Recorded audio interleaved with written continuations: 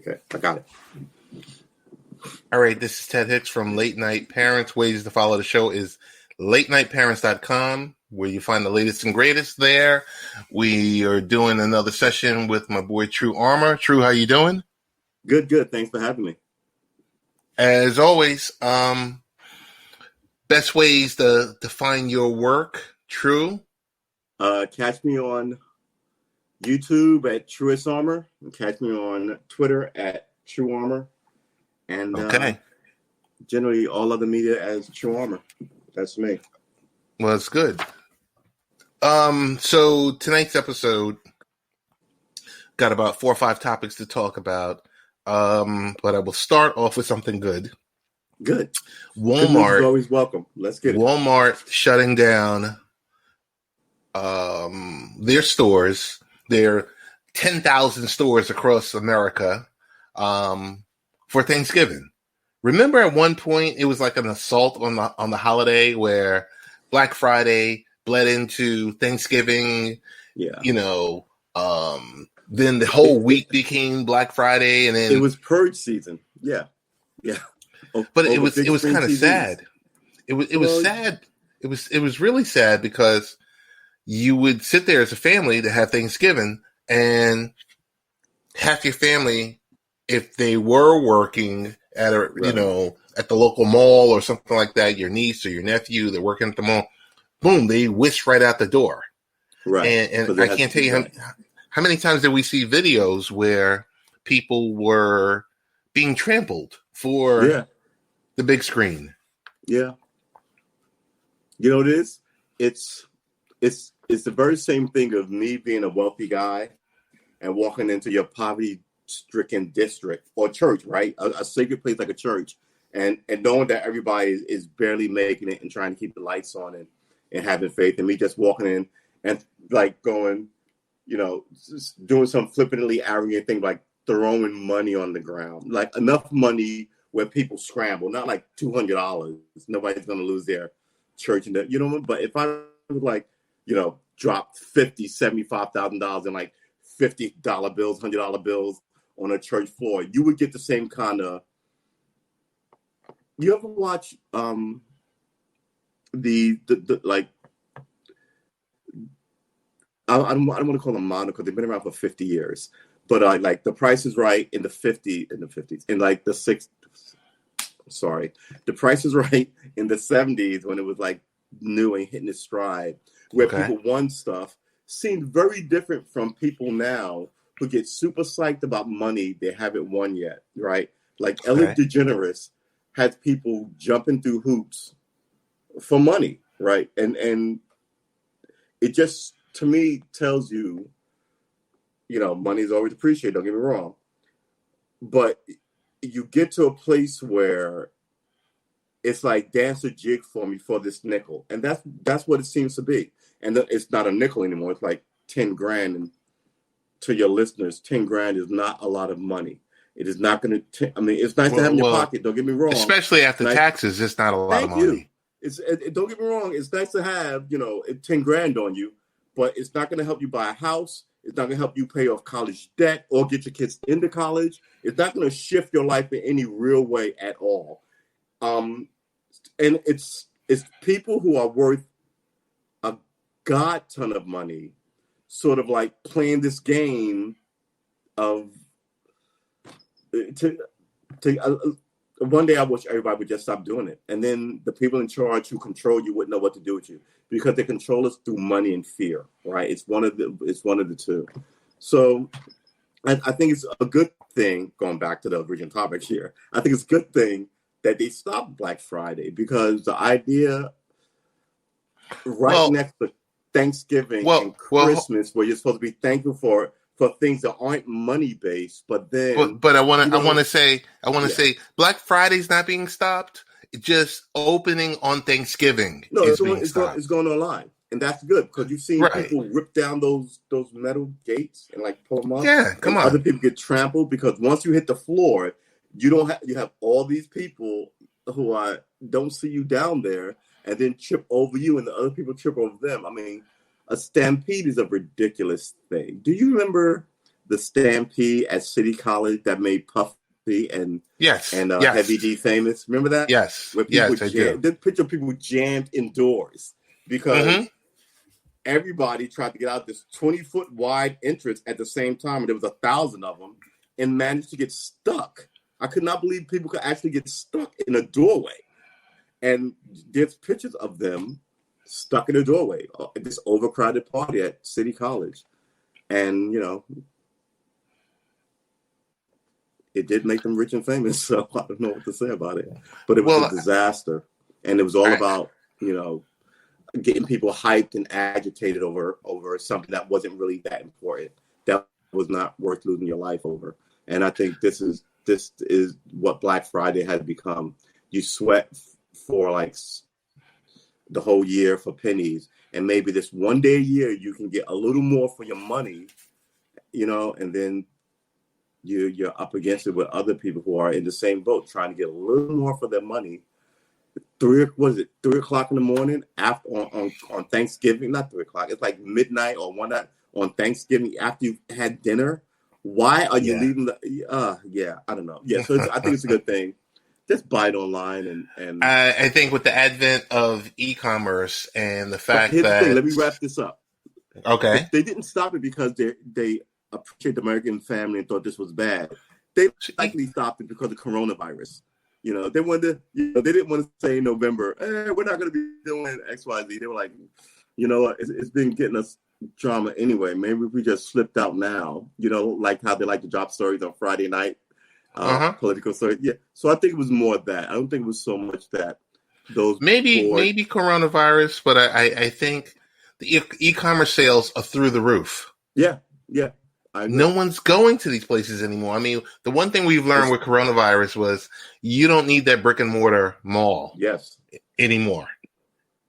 I mean, unfortunately, because that means a lot of jobs are going out the door. But hey, you know what? You can get that item purchased online, curbside pickup, or delivered to your house as quick as can be. Yeah. So you can do all your shopping in your, favorite jammies and your fuzzy slippers and not sweat it. And why not? Versus, in this environment, people show up without a mask. And do you want to be at Black Friday? Half the people have masks, the other half don't. And there's a good person fighting over the last big screen TV over nonsense, yelling. Now, if you're yelling, your 6 feet has to be 12 feet. You know what I mean? But the funny thing about it is, with all those Black Friday events, regardless, we're not just beating up on Walmart, but insert your favorite store. Insert your favorite store. They only have 6 TVs. They only have 5 air fryers going for $29.99. There's limited portions. I mean, limited quantities. To the scrum with everybody to get that last air fryer. You're going to show up there after Thanksgiving dinner with your family, and nobody's going to, everything you're looking for will be gone because other people got it already. Because, like you said, there's only 8 to 10 or 12 of them, 6 of them, So why go out? You just wander around shopping.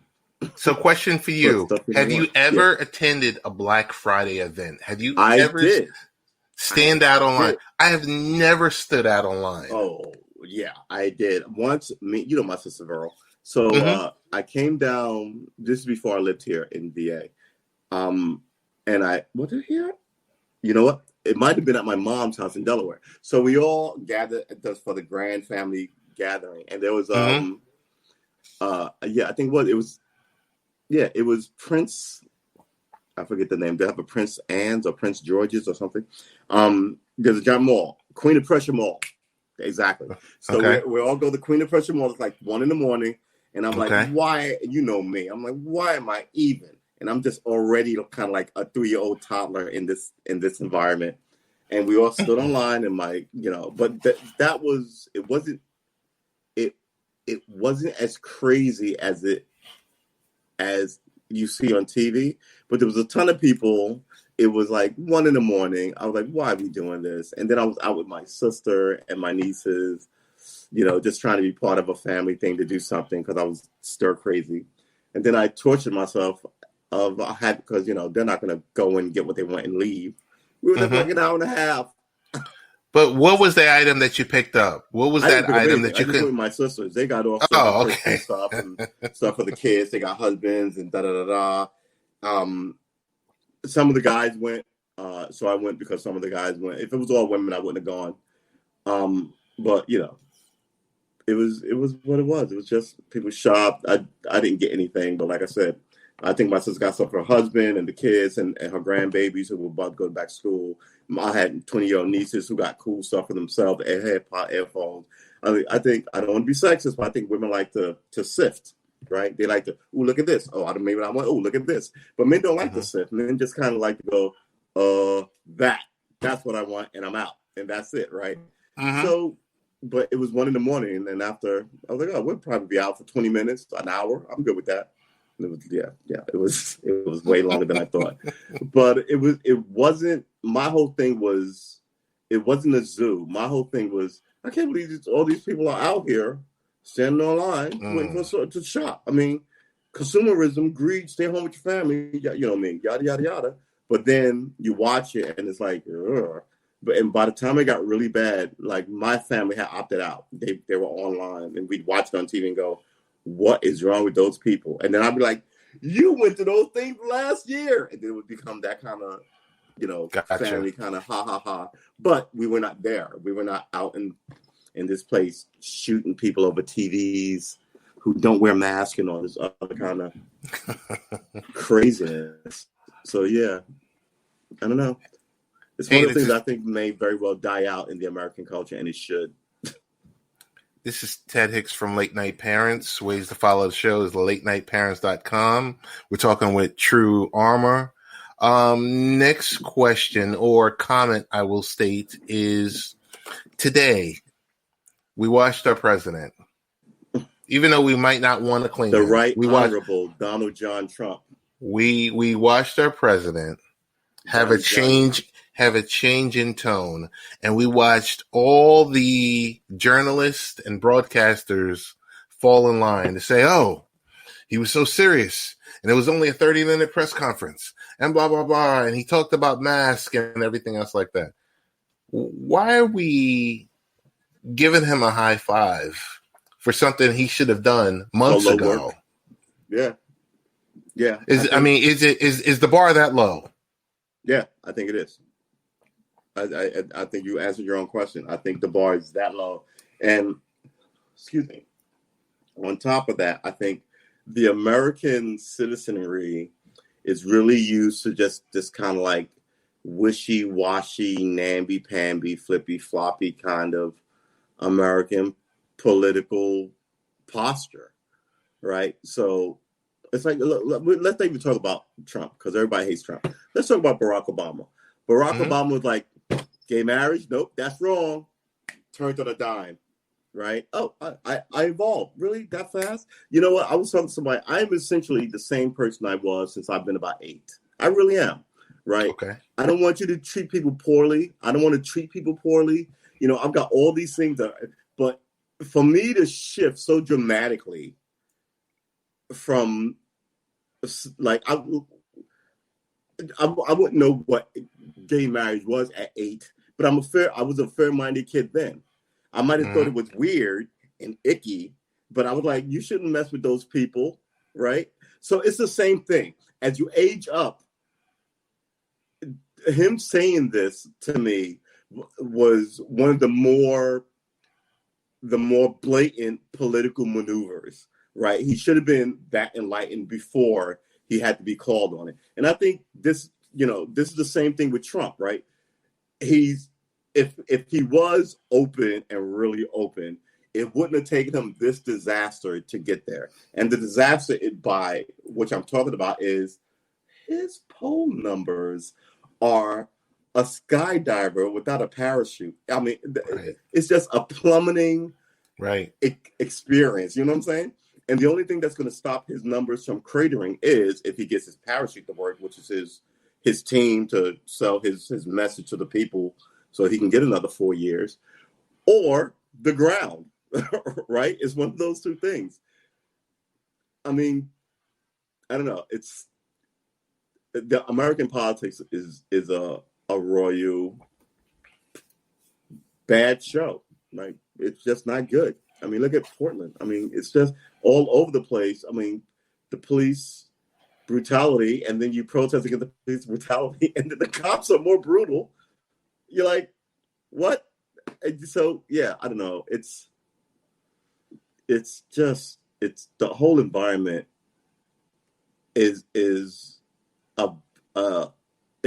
has always been a pot on a stove, and I think the people in Congress, the Congress, the president not Congress, but the Congress, the senators and the congressmen, with the president and the Senate, and the Supreme Court has been able to sort of like keep the whole place from bubbling over. And every time when it did bubble over, they put it down with dark hostility. But now you're in what I'm calling the modern age, because everybody's got a camera and it's truly modern. Everybody can see what you're doing. You can't really so much lie about what means what and who did what. Like George Floyd, I mean, you can't say that nobody saw what they saw because everybody's got a camera. And now I think you're going to really have to address some of this. You know, I think with today, he started to address it, but he was addressing it because it was on it was on the script. It was a part of his script. Right. So unfortunately, Barack Obama can come to gay marriage late and say I evolved. He's trying to come to, you know, he came to wear a mask late last week. Yeah, I think he only did the only two photos of him wearing a mask, right? Right. And he himself tweeted one. One was taken by the press, the AP, and one was he himself tweeted it for, I think, in my opinion, for good energy in the atmosphere, because the people who his base was like, we're not wearing masks, and all of a sudden they're like, maybe we should wear masks. I still don't think it's sold. I don't think so either.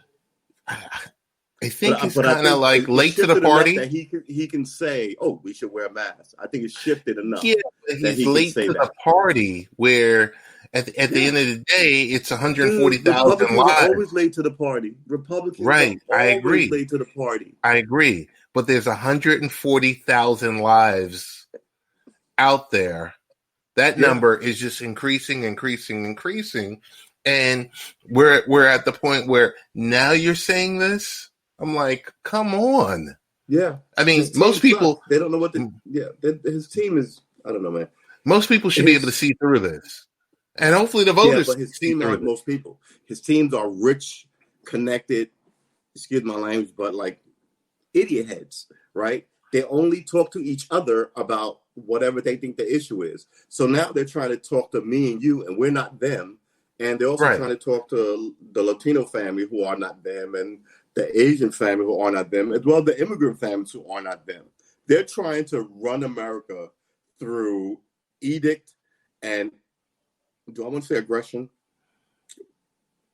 However they're trying to run it, it has nothing to do with what the people want, which is in the core fabric of the place. So if the people want term limits and universal health care, then you should be working on trying to figure that problem out, versus telling the people, you don't get that, you're all lazy, or, you know, I don't know. I mean, it's always some kind of why, man.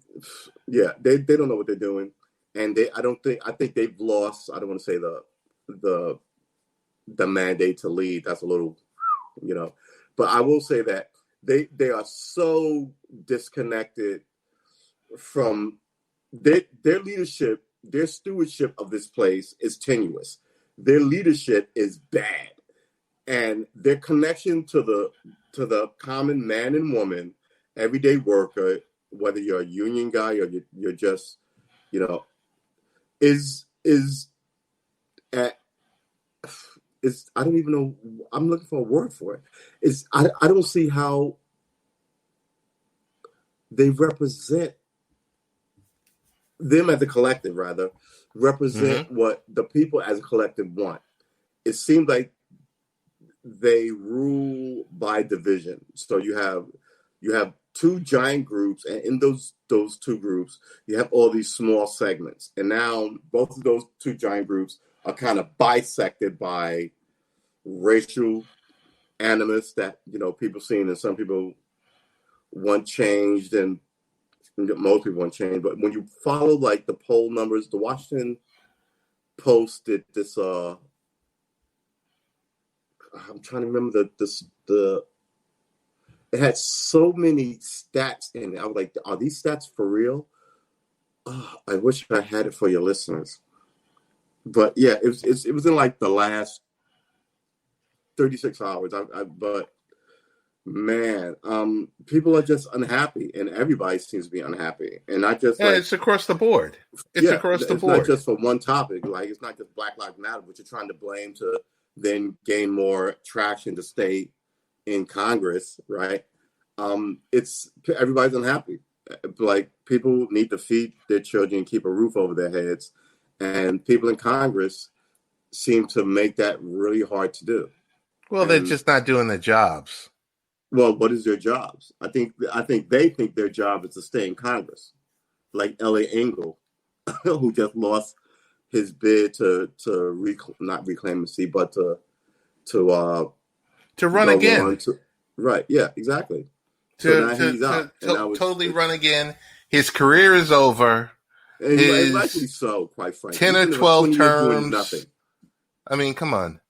Yeah. We spent some time on a previous podcast where we were talking about primarying these types of career politicians and getting them out because they're no longer effective. Yeah, we talked about this maybe a month ago.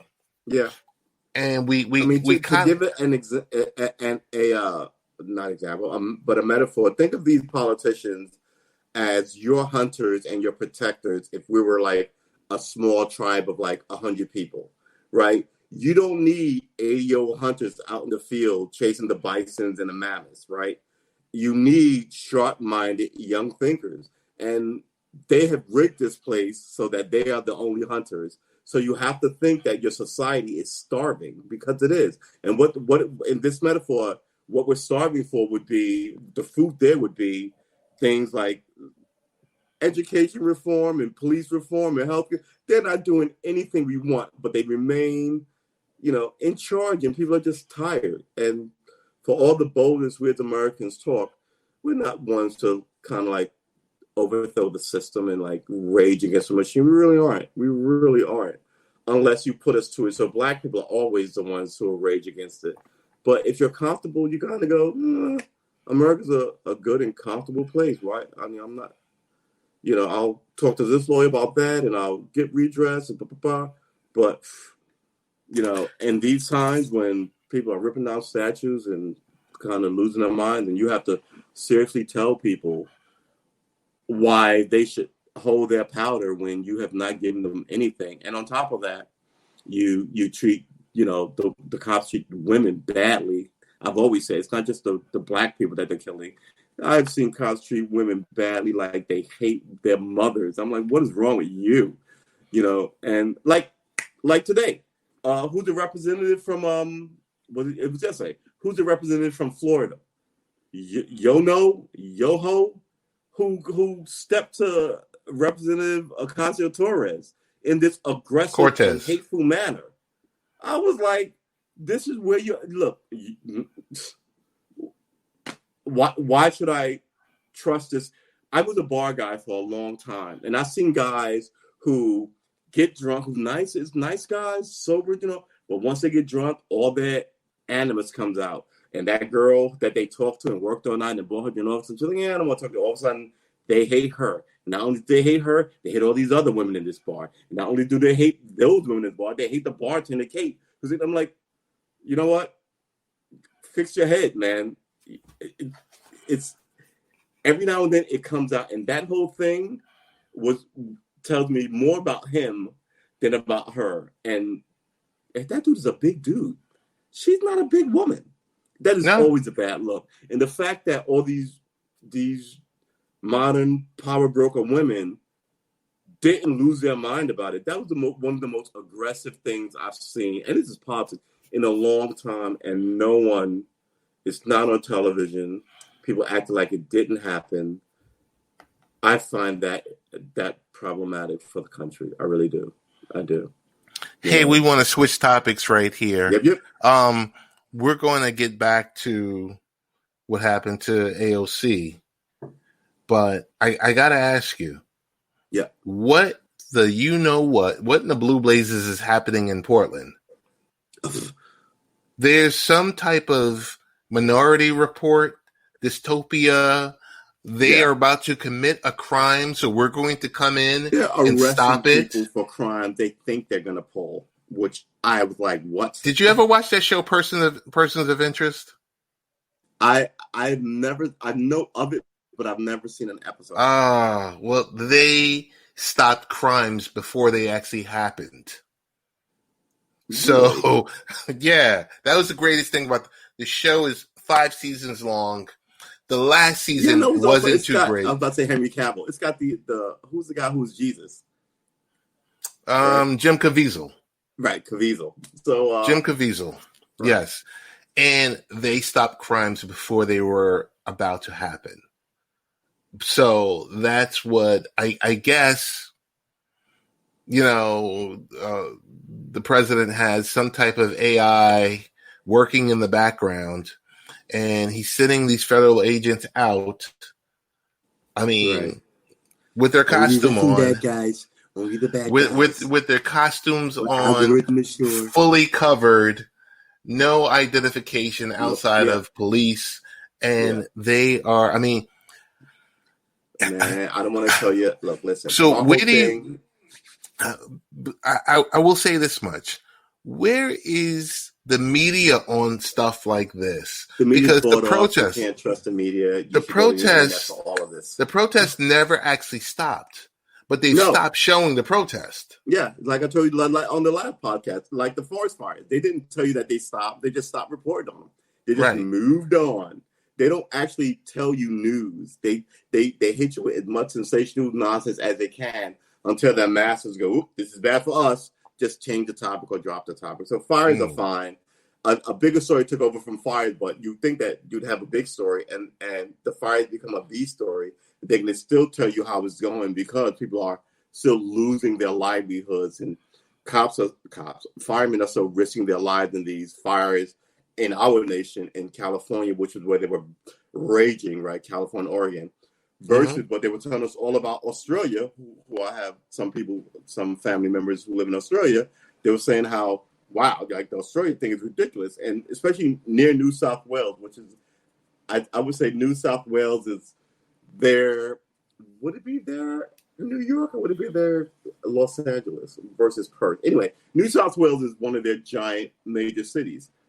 And, the fire was close, right? But they just stopped. Like you would think fires didn't matter anymore, right? And this is the game they're playing. They're not actually telling you the full disposition of a story that they've been telling you for however long that story's been running, unless it's a crime story. Crime stories are really easy. This is Shawn.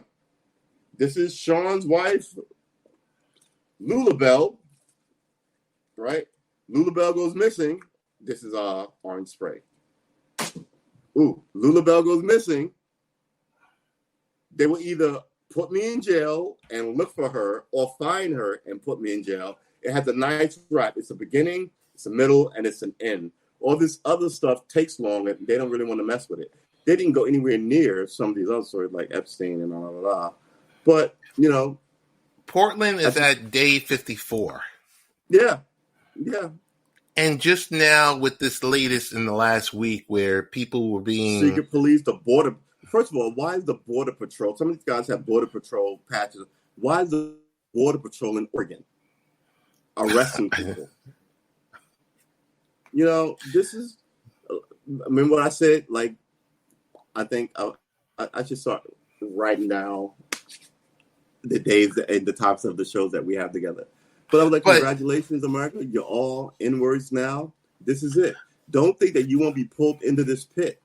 there's a racial animus to this nation, but it's mostly about oligarchs and elitism, right? The idea that you can attack a woman under a dumpster and not go to jail because you're connected to people, is part of that, right? The idea that, the Prince of England daughter got married and he's not pictured in any of the things because he's got baby issue allegations. Yeah. Is how these people are protected. You let somebody whisper something like that about you or me, there'd be 1,000 people outside my house. That, we would be in jail. They have all our computers, all on the aspersion of you did something. Not and you'll have 1,000 people go, what? Don't even know him or her, and he's always at church with us, and they don't care because the thing is to sell you the outrageous, if it bleeds, it leads kind of deal. So,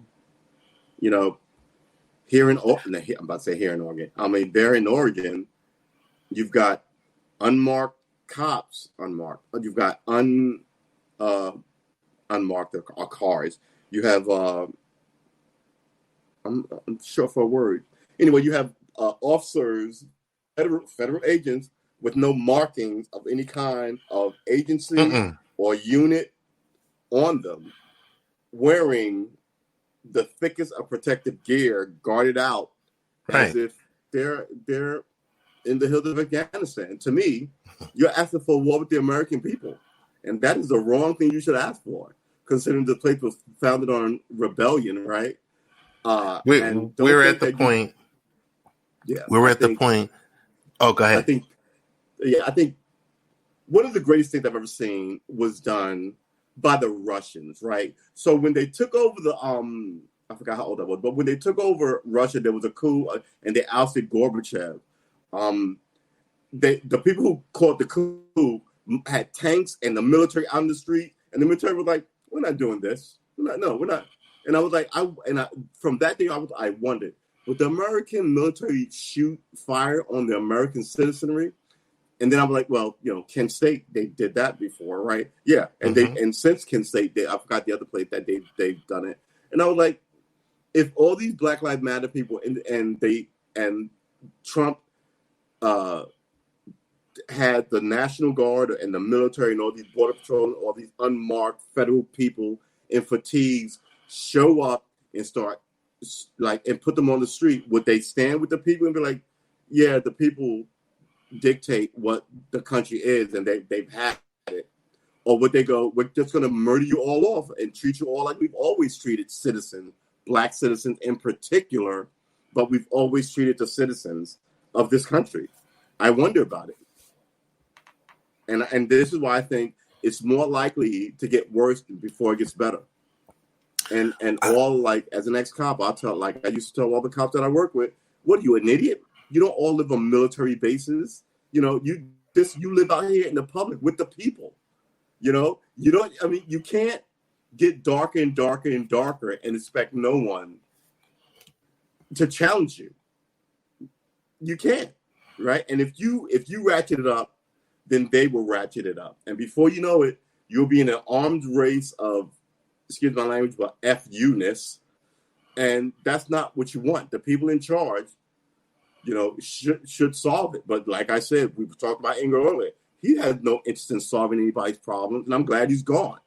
He just wanted to stay a congressman. What about my pain? To heck with your pain. I'm trying to ball out of control here at 80. How old is he? Once you get all these old people out of Congress, what are they going to do? Start gardens? They don't want to do that. They want to lord over you. And nobody wants, Once again, don't get me wrong. When I was 19, I wanted going after everyone. 70-year-olds telling me what I should do. And I'm sure when I'm 80, 70-year-olds will not want me telling them what to do. And they have to fix it. They should fix it before it gets any worse. And we'll see where it's going. I mean, what's the guy who just got who unseated Engel? And he's 2 years after Ocasio-Torres, so maybe the place is becoming a little more Ocasio-Cortez. But yeah, no, Yeah. I like the way this is going because, like I said, I'm sorry, I don't want to say all the old guard, but all the people that have stayed extremely too long. Yeah. If you're a fifth and sixth or eighth and a 10th term, yeah, it's time for the new blood. It's time. It's we're going to get to the point where we're going to be like, when are the young folks? If the president can't stay for 2 terms, why can you stay for 10? Right, but we're going to get to the point where the young people, we're at the point where we're going to be starting to look for the young people to lead us. Yeah. Hey, I want to switch to look. You just can't trust young people to act like you just can't trust old people. The power is money is corrupting, right? So you don't want anybody like Joe Biden got there young. He was 29. He should have a young mindset, and he's still there. Hey, we got to we got to flip. We got to flip to the next topic. If you look across most of these cities, we're seeing an enormous amount of gun violence every night, every weekend. Mm-hmm. And you ask the president, he says democratic cities. But it seems like we became accustomed to Chicago and a lot of gun violence. But we're starting to see some of that violence in New York. And we're starting to see that violence in other places. Okay, I would disagree with this. All right, because again, ex-cop here. I think the violence is always the violence, but I think when it look. So in New York, shootings are up 200% about this. But let's say yesterday someone killed their wife, right? The day before that, someone killed their husband, right? The day before that, someone killed their kid, and in all those days, someone killed, their wives, husband, and kids. And all those days, then the media comes through and goes, "Oh, this murderer was a black husband who killed. Oh, there's racial energy there. Oh, or this woman who was killed was young and pretty, a beautiful white woman. She's missing. Oh, we love that.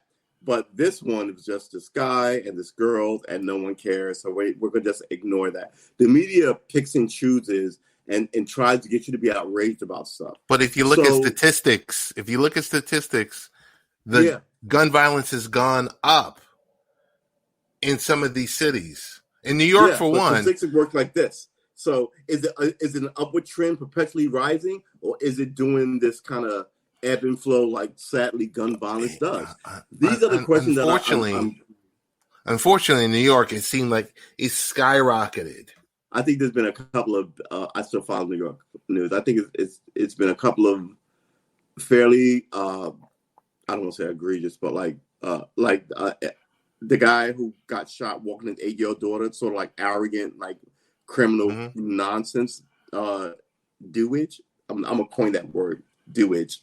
And they called over the weekend. Over the weekend, there was 17 people that were shot.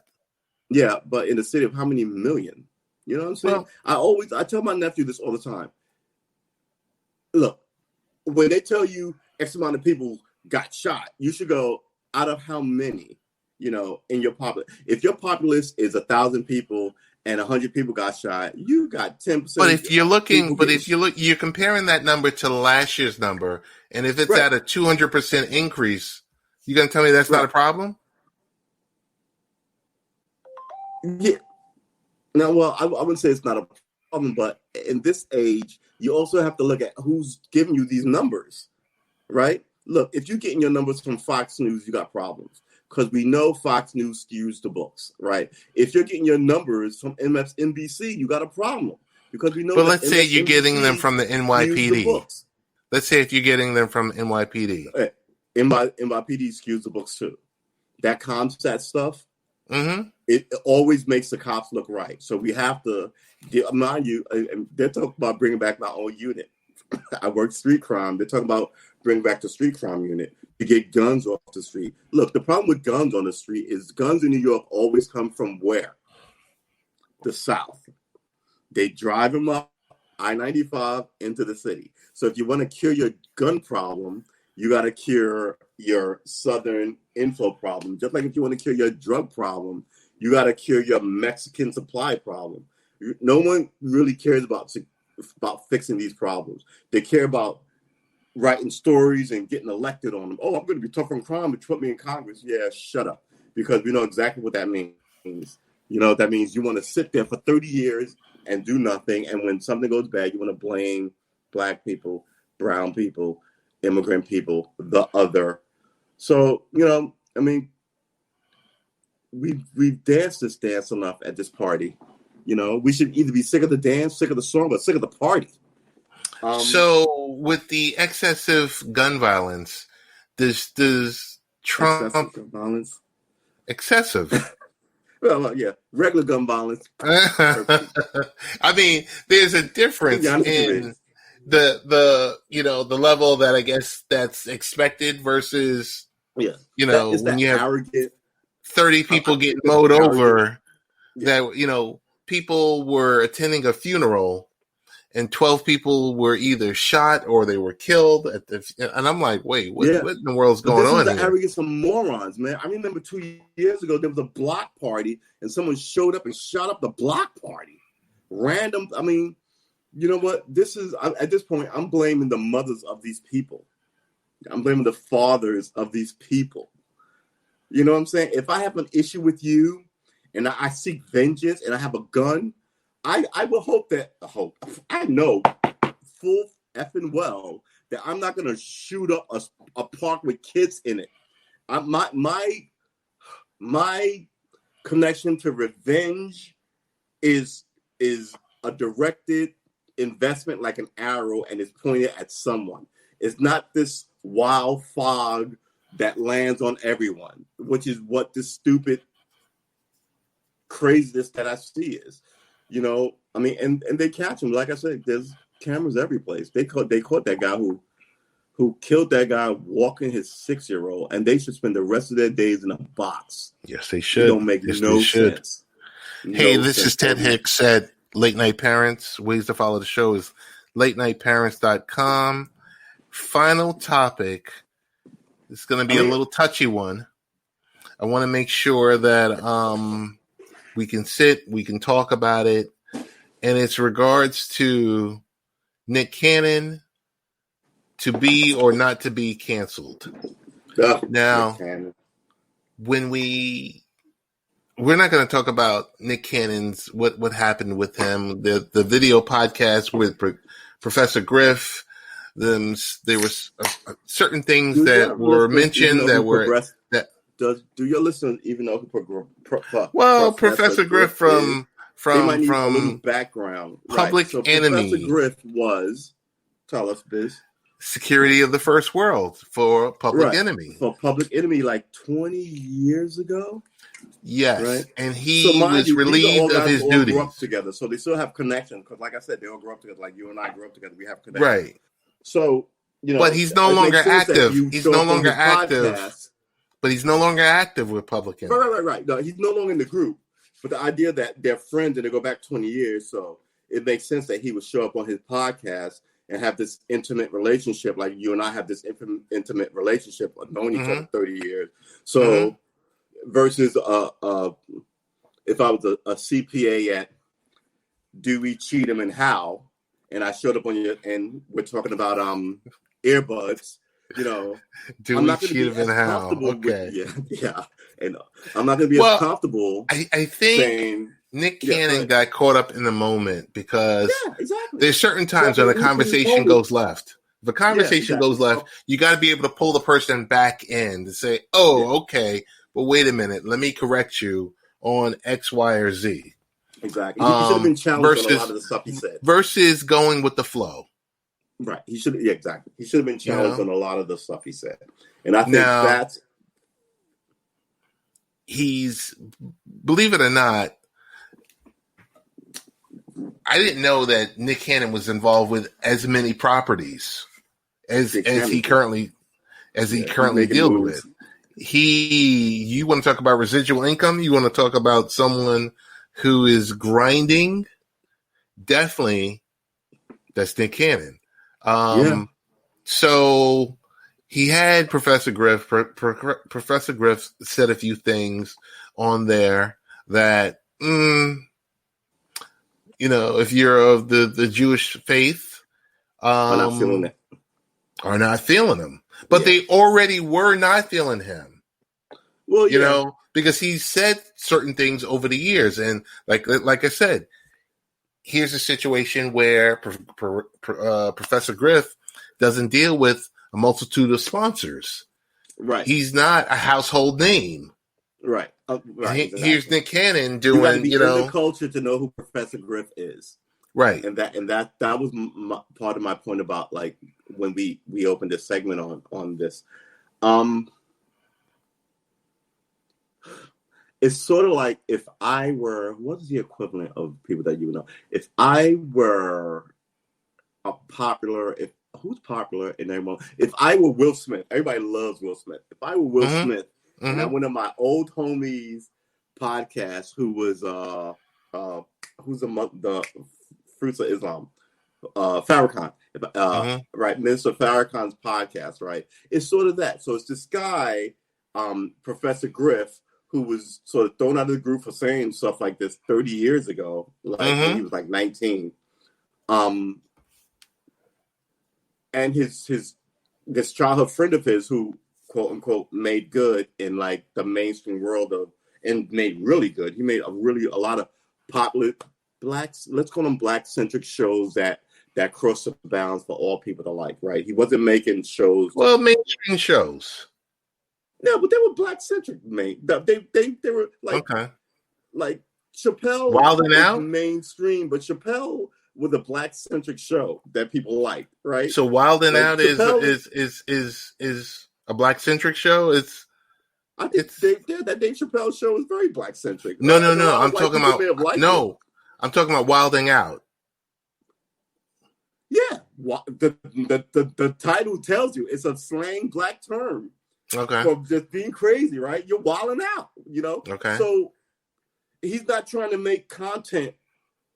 I don't want to disparage him, but let's say the guy who's got the Tyler Perry makes black-centric content too, but it's more for. No, that might be wrong. Tyler Perry's content is directed at a different black-centric audience, more women and gay men, I would say. Okay, so I don't know, man. Wow, you have stumped me. I don't really know who I would say his content is black-centric and popular with mainstream. Is that a category? So I don't know. And I'm just saying. Look, we don't own any of our content, but the stuff we come up with is worth trillions of dollars, right? So they can get rid of him, but then they have to find another black guy to do it, right? They're not going to be able to find. Look, rap music is taking over because rap music is essentially poetry. Anybody can write poetry, but these beats and these rhythms and these syncopations go to the soul of people, right? And this is why all these, knock on wood, try not to get canceled, all these white artists who rap, like all these white rappers use black artists, like rhythm makers and beat makers and producers, because they want their swag to sound a certain way as they play in this environment. And I think he was really good at going, hey, I'm good with the environment. I can make this thing that this group likes, my group, as well as not be so crazy and not alienating, but so crazy and alienate. Oh, this and not be so. Man, you can connect to it if you're a white person outside the culture. You can look at it and still find it funny and interesting and witty and clever, and not be so outside of the language and the structure of it that is foreign to you, right? So Wildin' Out was essentially, am I thinking about the same road when they did Burns, right? It was the Dozens, right? Which is an old black thing that we used to do with it was when they did the Dozens, right? When people would rap against each other. Right. Right. So that energy is very nightclub. Very. I mean, it's he. I don't know. Maybe they could get somebody else to do it. I don't see how. Well, it's a brand that I don't want to say he's born of Hollywood, but when he slipped into Hollywood, he slipped in kind of seamlessly because I did not know he was in Public Enemy, like and an original member, no less. It's not, just like Tupac was an original member of I'm about to say Digital Underground. Right. So you're like, well, was he really? Wow. And he made good. He was not problematic. He wasn't always at the club getting into shootouts, like drunk and smoking weed. He was always sort of on his grind. So I feel bad to jump in. I miss him. I don't feel bad. I don't feel bad because he's made some strides to try to correct and, number one, see the error in his ways. Right.